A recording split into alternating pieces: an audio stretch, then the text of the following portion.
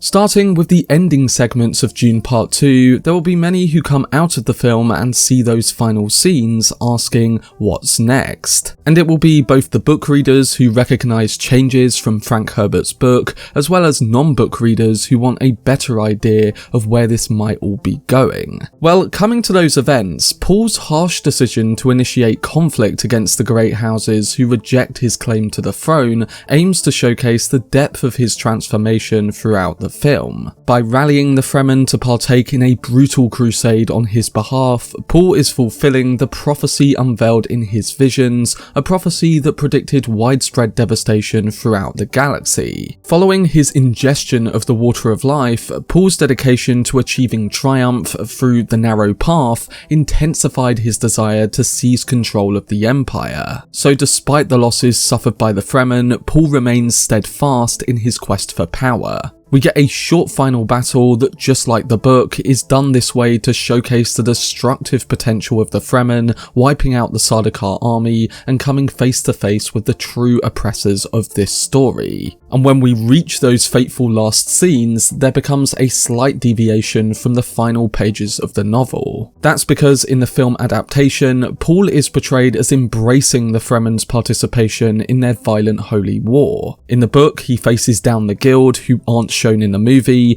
and it ends with him ascending and being in full control while knowing that he's powerless to prevent the bloody jihad. That holy war itself occurs between the events of the novels Dune and Dune Messiah, and it seems that by ending the movie with a more direct acknowledgement of going to war, that it adheres to that extended timeline. And yet, with part 2 closing on Paul overtly unleashing the war, it still gets to the heart of the book's ending by conveying that there is a significant price that comes with his victory. Another aspect to this ending that many readers will question is how the final moments depict the character alteration of Chani. At the very end, we see that Chani leaves Paul's side and embarks on a solitary journey into the expansive desert by calling a sandworm. She shows her preparedness to confront the forthcoming challenges, and it becomes evident that for the time being, she is rejecting Paul's reckless pursuit of power. Earlier on in the film, Jessica expresses her sympathy towards Paul as Chani chooses to distance herself. This decision is a result of Paul's actions to embrace a path of religious extremism, which strongly contradicts Chani's Fremen beliefs in the film. However, in a poignant moment, Paul assures his mother by saying, "She'll come to understand, I've seen it." This statement alludes to the future events portrayed in Dune Messiah, the second novel by Herbert, which again unfolds many years later, and complications unfold between Chani and Princess Irulan. So director Denis Villeneuve is essentially setting this in motion, with the drama of the Messiah storyline set to be a big driving force in that adaptation. At the end of the first book, it doesn't show us Chani leaving Paul, rather she's upset that he will marry Irulan. Jessica then comforts her by saying that while the two of them are just concubines, history will remember them as wives. So with Messiah in mind, Denis did make alterations, but you could also argue that those changes were made because the director wanted more of an emotional anchor in part 2. Paul's rise must be depicted as a struggle, not a cause for rejoicing, and the most effective approach to engage the audience is by utilising Chani. If she simply agrees with everything, she becomes less compelling as a character, and it results in a lack of tension on screen. As the emotional core of the film, Chani must be the character who perceives situations realistically, mirroring the audience's perspective towards a messiah like Paul. In the end, the Fremen prepare to launch their holy war against the Great Houses, and this creates further anticipation for the next film's exploration of forceful messiahs. The impending conflict sets the tone for that story. A more optimistic conclusion with Paul and Chani's embrace would have felt insincere as his army gears up for battle. The first book left it ambiguous, and until we got to Messiah, we weren't able to fully appreciate the story that Herbert had in mind. So really, it's a good move on the director's part to tap into the tragic nature of the next part. The next question that many had towards the events of Part 2 was the depiction of both the Fremen in this particular adaptation and their disputes surrounding the prophecy of the Arrakis paradise. When we get to Sietch Tabr near the beginning of the film, just like in the book, we learn just how precious water is to the Fremen, but also how for this particular adaptation, Denis has heightened the idea of dispute within the tribe. When Paul and his mother arrive, we learn that the southern Fremen believe that he is the prophesied Lisan al-Gaib, while the other more northern tribes don't believe in that. Stilgar tries to get the council at the Sietch to have faith in the prophecy after describing to them what happened to Jamis at the end of Part 1 and detailing that Paul already knows a fair bit of their customs. But Stilgar struggles to get anyone to believe in what he's saying. Paul also tells his mother around this time that this is her doing because the Bene Gesserit have planted this prophesied story. But in the moments after between Jessica and Stilgar, we come to learn about the importance of water and how that connects to the Fremen's prophecy. As the water in Jamis's body is extracted and added to an entire lake of water in the cave, Stilgar explains the importance of these lakes to Jessica. Jessica learns from him that this is one of 1,000 of water caches carefully created by the Fremen to help terraform the planet, and that the Fremen have calculated exactly how much water they will need to change the face of Arrakis and bring back a great paradise. Liet Kynes from the first film, also known in the book as being Chani's parent, was one who helped imbue the Fremen with the ultimate dream of turning Arrakis into a garden world. And thus, Stilgar and half of the Fremen believe that the Lisan al-Gaib could make this dream a reality. When they see the signs and when they see that everything is going as the prophecies predicted, the southern Fremen become more convinced that Paul is the Lisan al-Gaib, and the Fremen from the north who don't believe in it see it all as lies and fake prophecies. The idea of the north and southern Fremen wasn't in Herbert's book, and rather, certain Fremen didn't agree with certain aspects of the prophecy and Paul's introduction to them. But aligning these varying perspectives with different Fremen tribes, I think Villeneuve has done so for multiple reasons. One is to make the ending with Chani and the Fremen scenes much more dramatic, and the other is connected to delivering on the major theme of the book, the idea of being skeptical towards charismatic leaders. And this brings us to how the Bene Gesserit's plan connects to this and what central figures of the Order do keep power in this adaptation. The Lisan al-Gaib prophecy, although a tool employed by the Bene Gesserit for manipulation, pales in comparison to the genuine power possessed by the Kwisatz Haderach, which explains Paul's remarkable success in converting others into believers. The line between propaganda and authentic prophecy has essentially been blurred. This was not limited to the planet Arrakis, and the Bene Gesserit did not specifically intend for Paul to fulfill this prophecy. Their objective was to create a Messiah-like figure whom they could manipulate and exert their influence over. Both Paul Atreides and Feyd Rautha were intended to play a role in this creation, but as depicted in the film, events unfold beyond the control of the Bene Gesserit. A great example of how the Bene Gesserit operates is shown through the events that take place between Austin Butler's Feyd Rautha and Leia Sedu's Margot Fenring. After the Reverend Mother Helen Mohiam states to Princess Irulan on planet Kaitane that they have other prospects for the Kwisatz Haderach, we learn that one of those is Feyd Rautha on Geidi Prime. He does show potential and impresses Margot Fenring during a gladiatorial fight, but it's stated in the book that the Bene Gesserit wish he was more of a force for good, like an Atreides figure. Still, with things worsening on Arrakis for the Emperor, they chose to seek out Feyd as a potential prospect. Margot seduces Feyd soon after his birthday fight, puts him through the Gom Jabbar test, and describes soon after to Mohiam and Irulan on Kaitane that his bloodline is now secured, and that's because she becomes pregnant with Feyd's child. She informs the Reverend Mother that he can be controlled because he's sexually vulnerable, giving us a good idea of exactly how the Bene Gesserit operate and control those that are a part of their plan. More than that, it helped to communicate the hold that the Bene Gesserit have on powerful people, depicting the sexual control they possess, a strong part of their identity. It explains how the breeding plan plan works and why they're not freaking out over losing Paul as they have more candidates. It further helps to explain how Feyd is a dark mirror to Paul Atreides, and while he and the Harkonnens are described as animals, they are seen as human to the Bene Gesserit standard. Speaking of Geidi Prime, there is an excellent black and white or infrared sequence in the mid part of the film where a few questions come to mind for both book readers and those not familiar with the material. Beginning with the black and white footage, it's worth noting that the outdoor scenery on Geidi Prime is influenced by an infrared colour scheme. As explained in the film during the introduction of the gladiatorial fights, this is attributed to the presence of a black sun orbiting the planet. I found this to be a clever detail that accentuated the harsh and merciless nature of Geidi Prime and the Harkonnens. Consider this perspective. The infrared sunlight could account for why people on Geidi Prime predominantly wear black and white attire, as well as their brutal behaviour. Besides the influence of corporate greed, it's possible that this peculiar sun affects the behaviour of all creatures on the planet, similar to how a lack of vitamin D in certain regions can impact one's mood or lead to depression. In Frank Herbert's Dune, everything is interconnected with ecology, therefore the planet shape the characteristics and culture as exemplified by the contrasting traits of the Fremen and Sardaukar. Hence, I found it ingenious that they utilised this visual storytelling technique to convey that Geidi Prime possesses an infrared spectrum sun. I also enjoyed observing subtle visual elements such as the Bene Gesserit's robes turning pure white under the infrared light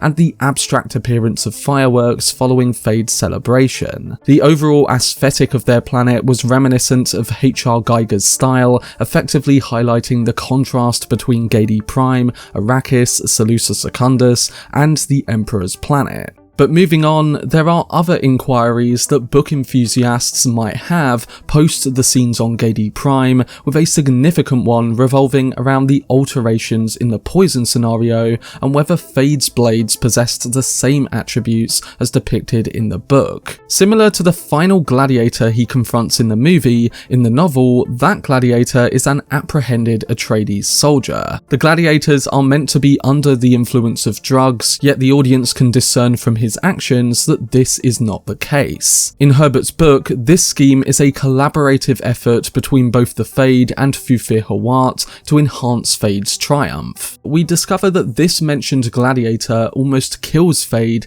and at a crucial moment, Feyd utters the word scum. Only Feyd and Hawat know that the slave has been conditioned to weaken upon hearing that specific word. And seizing the opportunity, Feyd eliminates the gladiator with a poisoned blade, a move that showcases Feyd's manipulation as he chose to poison the long blade instead of the smaller one. The smaller blade is typically poisoned according to Harkonnen tradition. However, in the film adaptation, the focus was not on the poisoned blade element of the scene because they focused on the administered poison beforehand, and even that was altered significantly. The responsibility for the Atreides opposition not being poisoned fell on the Baron, and instead of enhancing Feyd's comfort by poisoning the opposing blade, this aspect was completely removed. In my view, this change contributed to making Feyd's victory appear more deserved to the audience, and in the following moments, it highlighted the conflict between the Baron and Feyd in a different manner than seen in the book. I believe this alteration was a positive one, as it raises the greater possibility that Feyd could be that prophesized figure.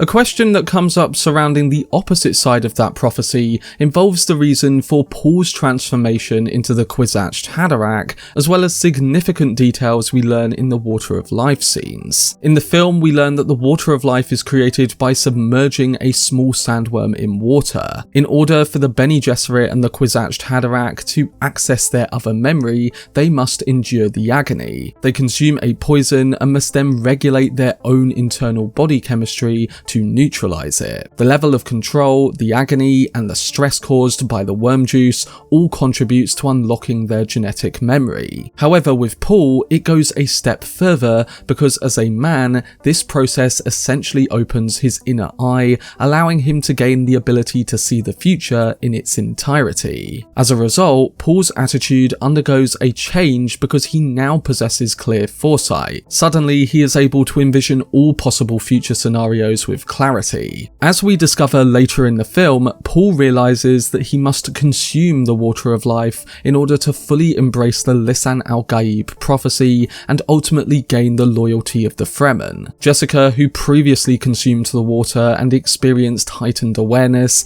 discloses this fact to him earlier in the movie. And when Paul drinks the water, he gains full access to his prescience, but foresees that various paths lead to their enemy's victory. Nevertheless, there is a narrow path that offers a way through, forcing him to decide between annihilation or following this specific route. Given all the events leading up to that moment, Paul naturally opts for the latter, and it's crucial to note that a pivotal narrative point that compels Paul to drink the water and undergo his transformation is Feyd's destruction of Sietch Tabr, along with the implication that the southern Sietches are the likely next targets. This accelerates Paul's decision regarding the water intake, and after consuming it, Paul comes to the realization that the holy war will persist regardless of his actions. It's not that he desires to become a villain, but rather he succumbs to the inevitable path. It's important to highlight that Paul undergoes a similar profound change in the concluding chapters of the book, albeit with slight variations in the sequence of events. In the book, the revelation of his and Chani's child being killed by the Sardaukar during a raid on Sietch Tabr occurs just before Paul decides to attack Arrakis. Denis Villeneuve's adaptation alters the events so that Tabr is destroyed first, leading to Paul taking the water of life and the process of his transformation. I think that both examples are effective in their own rights, and while the death of their child may have had a stronger impact, the removal of the 2-year time skip before that meant that other aspects needed changing and somewhat enhancing. The removal of Paul and Chani's child was yes unfortunate, but the child's significance to this part of the story was mainly its death, and yet still there were other ways to highlight that grief. I think the change was necessary to ensure coherence in the adaptation and that it worked with the other required alterations too. I will be diving deeper into this topic in my upcoming video on the major differences, but as I said, I think most of the changes worked. Regarding Paul's Water of Life scene, one question that also arose was how Chani was able to bring Paul back from his trance during his Water of Life intake. Lady Jessica summons Chani to visit Paul, unaware that he has consumed the water and is now unconscious. Paul's life signs are barely detectable, and Chani realizes his attempt to consume the water. This angers her, and Lady Jessica employs the voice to compel Chani to help him. And during this event, Stilgar recites a prophecy stating that the Lisan al-Gaib will be revived using Desert Spring Tears, which we learn is Chani's Fremen name. Under the control of the voice, Chani combines her tear with a small amount of the water of life, touches his lips, and it instantly revives him. This alteration in the film serves to emphasize the tragedy of Chani and Paul. Chani possessed a secret name that aligned with the prophecy, and her tears have the power to awaken the Kwisatz Haderach